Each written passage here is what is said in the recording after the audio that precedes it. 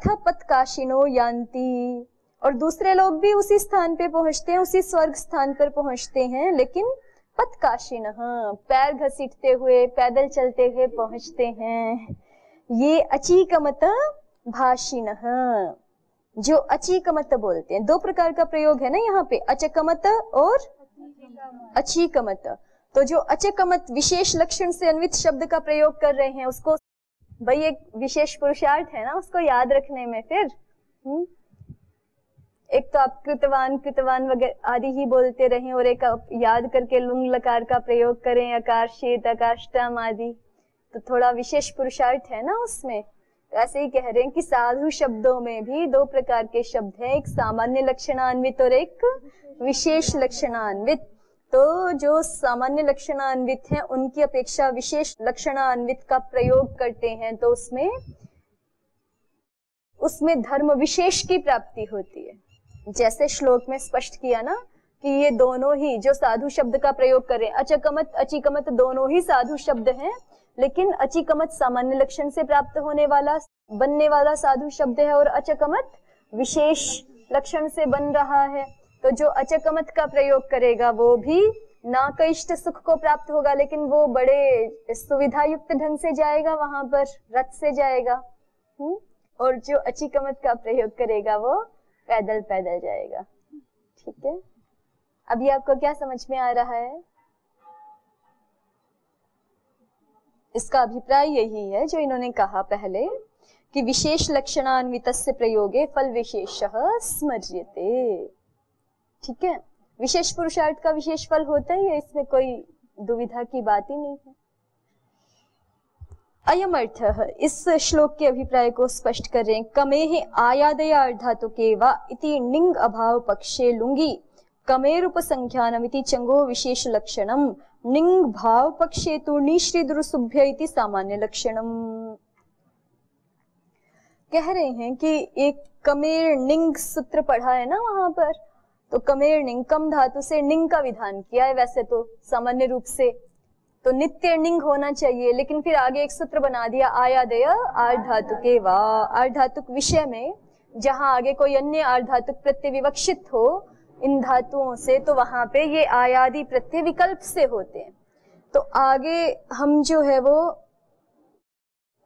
चंग लाना चाहते हैं, निश्रुद्रुसृभ्य करते चंग कम धातु से निंग हो गया, तो ये जो निश्रुद्रुसृभ्य में नी पढ़ा है, इससे निंग का निच का सबका ग्रहण होता है, क्योंकि नी सामान्य पढ़ा है तो निंग का भी ग्रहण हो जाता है और निच का भी ग्रहण हो जाता है। तो आगे चंग लाने वाले हैं, और चंग आर्धातुक है ना। तो आर्धातुक विषय में क्या नियम लग जाएगा? आयादय आर्धातुके वा, ये नियम लगेगा ना। तो कम धातु से एक बार निंग होगा और एक बार नहीं होगा, तो कम से जब निंग हो गया तो फिर विषय क्या बन गया? निश्रुदुरसुभ्य कर्तरी चंग, आगे चंग आ जाएगा। और चंग में चंग आ गया तो फिर चंग के कार्य होकर के रूप बन जाएगा अचीकमत। क्या रूप बन जाएगा? अचीकमत। तो ये तो सामान्य लक्षण से बनने वाला प्रयोग हुआ। और जिस पक्ष में निंग नहीं आएगा, जिस पक्ष में निंग नहीं आएगा वहां पर पढ़िए फिर से एक बार पंक्ति को, कमेहि आयादय आर्धातुके वा इति निंग अभाव पक्षे। कम धातु से आयादय आर्धातुके वा, इस नियम के अनुसार जब निंग नहीं आता है उस पक्ष में, निंग अभाव पक्ष में, लुंगी लुंग लकार में कमेरूप संख्यानम, इस वाक्य के द्वारा चंगो विशेष लक्षणम, चंग का ये विशेष लक्षण है। कमेरूप संख्यानम क्या करवा रहा है? निंग अभाव पक्ष में कम धातु से लुंग लकार के परे रहते चंग प्रत्यय करवा रहा है। ठीक है, तो ये चंग वाला जो प्रयोग है, सामान्य रूप से क्या प्रयोग होना चाहिए था वहां पर? सामान्य रूप से तो निंग भाव पक्ष में तो निश्रिद्रुसुभ्य लग रहा है। ठीक है, और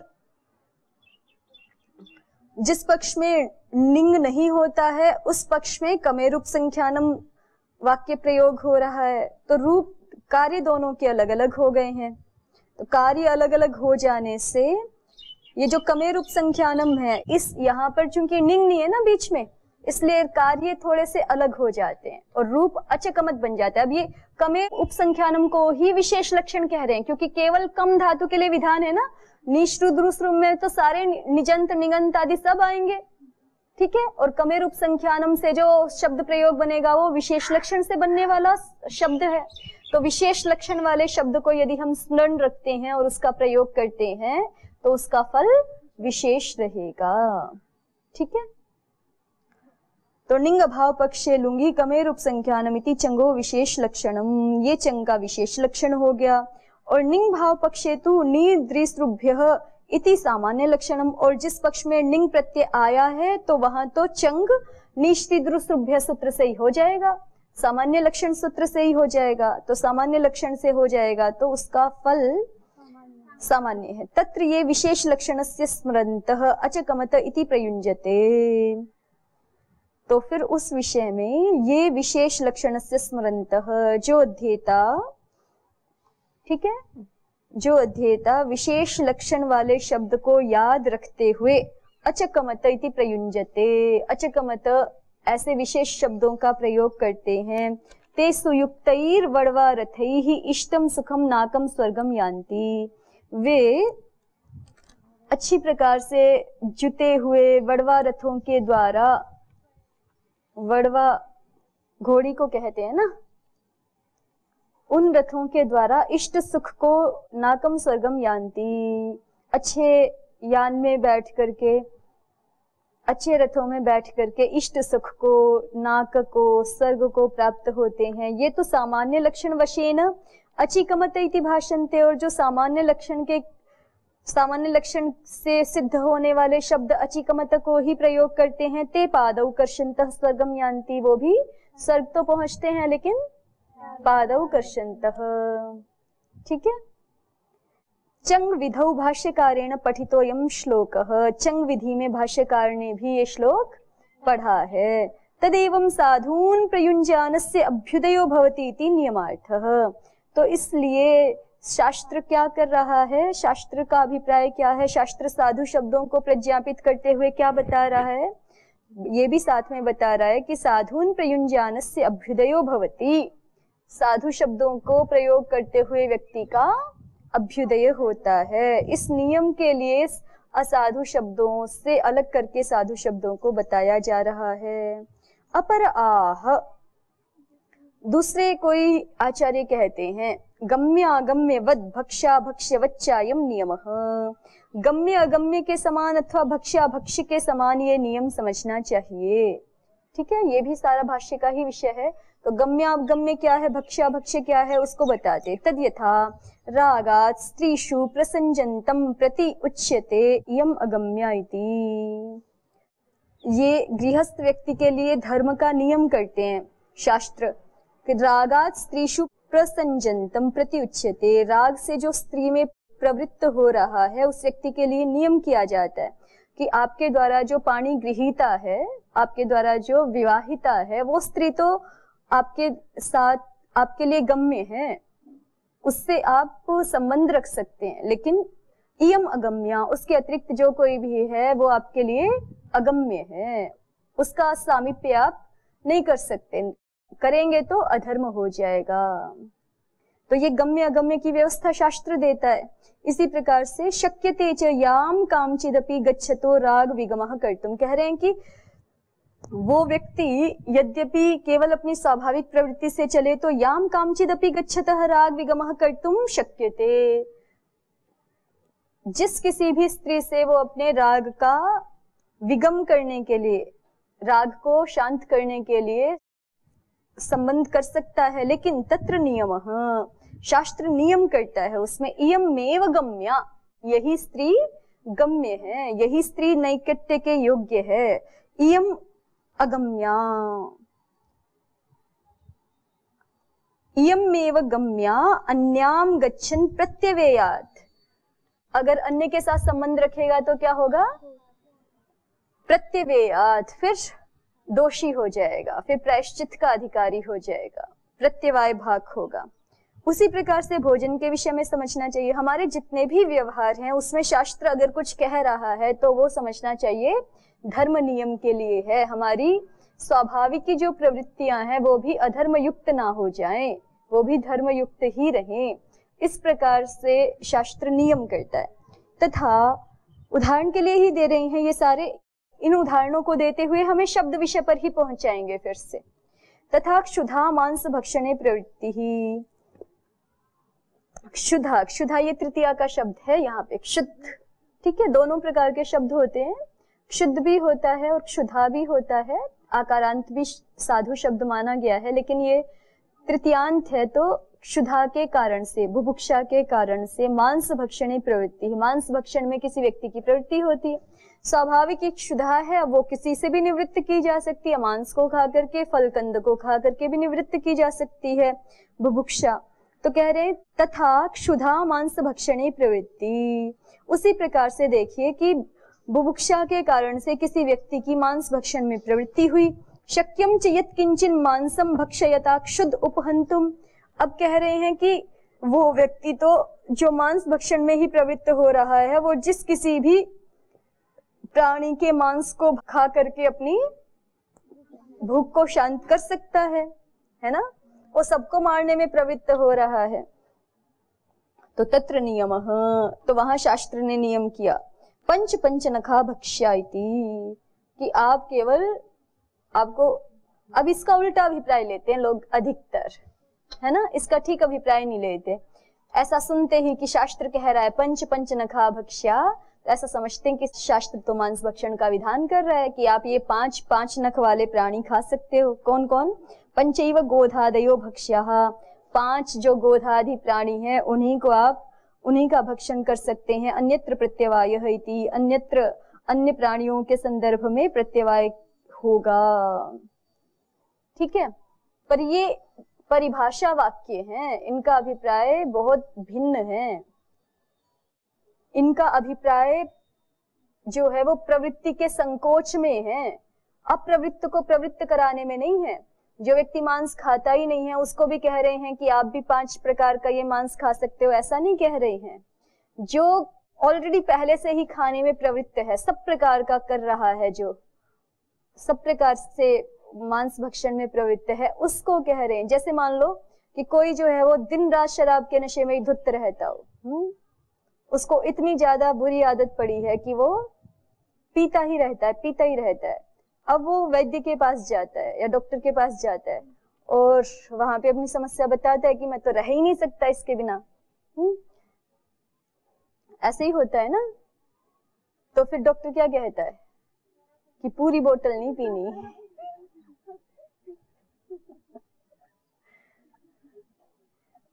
ऐसे ही तो कहता है, ऐसे ही तो छुड़वाने की प्रक्रिया शुरू होती है ना। प्रवृत्ति का संकोच अभिप्रेत है वहां पर, यूं नहीं है जो पीता ही नहीं है शराब उसको डॉक्टर कहे, ऐसे कहे कि शराब पी लिया करो आप थोड़ी थोड़ी, तब तो दोषपूर्ण है ना। लेकिन ये वाक्य कहा किसके लिए जा रहा है? जो पहले से ही बहुत पी रहा है, पहले से ही, उसको कह रहे हैं कि नहीं, अब जो है आप केवल 50 ml ले सकते हो। जब आपको बहुत ही ऐसे आपको कष्ट की स्थिति बन जाए तो आप 50 ml ले सकते हो। तो ये उसकी प्रवृत्ति का संकोच कराने के लिए है कि उसको प्रवृत्त कराने के लिए? ये तो उसकी प्रवृत्ति का संकोच कराने के लिए है ना। तो अभिप्राय ये है इन वाक्यों का, पहले ही दिया ना कि क्षुधा के कारण उस व्यक्ति की मांस भक्षण में प्रवृत्ति हो रही है और वो जिस किसी भी प्राणी के मांस को खा करके अपनी क्षुधा मिटाना चाहता है, तब उसके लिए नियम किया जा रहा है कि नहीं, आप सारे प्राणियों को तो नहीं मार सकते, आपको खाना ही है तो इन 5 में से आप कोई प्रयोग करो, ठीक है। इसका मतलब ये नहीं है कि जो नहीं खा रहा है पहले से उसको कह रहे हैं कि आप भी ये 5 खा सकते हो, नहीं, ऐसा अभिप्राय नहीं है। शास्त्र वाक्यों का जैसा अभिप्राय होता है उसको वैसे ही समझना चाहिए। प्रवृत्ति के संकोच में अभिप्राय है, अप्रवृत्त को गलत मार्ग में प्रवृत्त कराने में अभिप्राय शास्त्र का नहीं है। देखिए, तद्वद इहापि साधुभिरेव भाष्येत अन्यैर्भाषमाणः प्रत्यवेयात् इति नियमार्थः।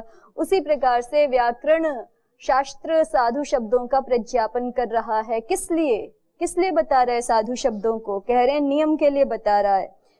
तद्वद इहापि, उसी प्रकार से यहाँ भी शास्त्र में साधु शब्दों को बताने का अभिप्राय ये है कि हम शास्त्र का नियम समझ लें कि शास्त्र हमें ऐसा कहना चाहता है कि साधुभिरेव भाषेत, साधु शब्दों से ही हमें बोलना चाहिए, साधु शब्दों का ही प्रयोग करना चाहिए, साधु शब्दों के द्वारा ही अपना अभिप्राय प्रकट करना चाहिए। अन्यैर्भाषमाणः प्रत्यवेयात्, असाधु शब्दों से अगर हम भाषण करते हैं, संभाषण में प्रयुक्त होते हैं तो प्रत्यवेयात्, तो फिर हम प्रत्यवाय भाग बन जाते हैं, प्रत्यवाय के भागी होते हैं। तथा च ब्राह्मणम, ब्राह्मण ग्रंथ भी इसी प्रकार का संकेत हमें दे रहे हैं। ते असुरा हेलयो हेलय इति कुर्वन्तः परा बभूवुः तस्मात् ब्राह्मणेन न म्लेच्छितवै नापभाषितवै म्लेच्छो ह वा एष यद अपशब्द इति। वो जो असुर थे, एक प्रसंग दिया है यहाँ पर कि वो असुर हेलयो हेलयः इति कुर्वन्तः परा बभूवुः, बोलना था उनको हे अरयः शत्रवः, है ना, और बोला क्या उन्होंने, हेलयः हेलयः, ऐसा बोलते हुए वो परा बभूवुः, पराजय को प्राप्त हो गए। तस्माद, इसलिए ब्राह्मणेन न म्लेच्छितवै, ब्राह्मण को म्लेच्छ क्या है, म्लेच्छ अव्यक्तायाम वाची, ब्राह्मण को अव्यक्त शब्दों का अर्थात अपशब्दों का प्रयोग नहीं करना चाहिए। न म्लेच्छितवै नापभाषितवै म्लेच्छो ह वा एष यद अपशब्द, म्लेच्छ कौन है, जो अपशब्द है वही म्लेच्छ है, ठीक है। अत्र हेलयो हेलय इति वाक्य द्विर्वचनम अपशब्दः, और यहाँ जो हेलयो हेलयः ये वाक्य का द्विर्वचन कर दिया। हमने तो एक दूसरे ढंग से देखा इसको कि अरयः बोलना चाहिए था और यहाँ पे ये बोल दिया हेलयः हेलयः। इसमें दूसरे प्रकार की अपशब्दता दिखा रहे हैं। क्या कह रहे हैं कि द्विर्वचन करना चाहिए था केवल हे शब्द का, हई हे प्रयोगे हई हयो हो, संबोधन में द्विवचन है ना वहां पर 8:2 में, तो कह रहे हैं कि उस नियम के अनुसार हे शब्द का ही द्विवचन करना चाहिए था केवल, लेकिन उन्होंने शब्द समुदाय का द्विवचन कर दिया, ठीक है। हे अरयः ऐसा कुछ बोलना चाहिए था, लेकिन उन्होंने हे लय पूरे का ही द्विवचन कर दिया, हे लयो हे लयः इति वाक्य द्विवचनम, ये जो वाक्य द्विवचन कर दिया ये अपशब्दता है यहाँ पर।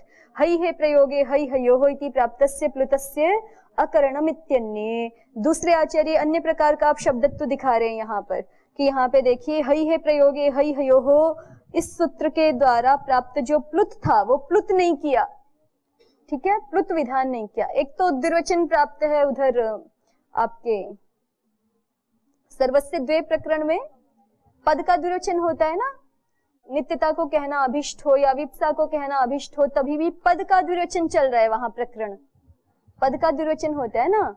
ग्रामः ग्रामः रमणीयः, केवल ग्राम पद का द्विवचन करते हैं ना, वाक्य का द्विवचन नहीं करते ना, तो पद का द्विवचन ना करके वाक्य का द्विवचन कर दिया हेलयः हेलयः, इसको साधुत्व कह लो। या फिर दूसरे आचार्य यहाँ पे अन्य प्रकार की अपशब्दता दिखाते हैं, क्या कि यहाँ पे हई हे प्रयोगे हई हयोः नियम से हे शब्द में प्लुत करना चाहिए था, वो प्लुत नहीं किया, ये अपशब्दत्व है। और तीसरा जो हमने सबसे पहले देखा था अपशब्दत्व, उसको भी दिखा रहे हैं कि अरि शब्द में रेफ को लत्व कर दिया, अरयः बोलना चाहिए था, क्या बोल रहे हैं, अलयः बोल रहे हैं, ठीक है, हे लयः ऐसा बोल रहे हैं। अरि शब्दे रेफस्य लत्वमिति अपरे, तो ये कई प्रकार का अपशब्दत्व यहाँ दिखाया है, और अपशब्द करते हुए वो पराजय को प्राप्त हो गई, ये दिखा रहे हैं। इसलिए असाधु शब्दों को नहीं बोलना चाहिए, साधु शब्दों का ही प्रयोग करना चाहिए। साधु शब्दों का प्रयोग करेंगे कैसे, बिना जाने थोड़े कर पाएंगे ना, पहले जानना भी आवश्यक है। अस्तु अद्य तावदेव।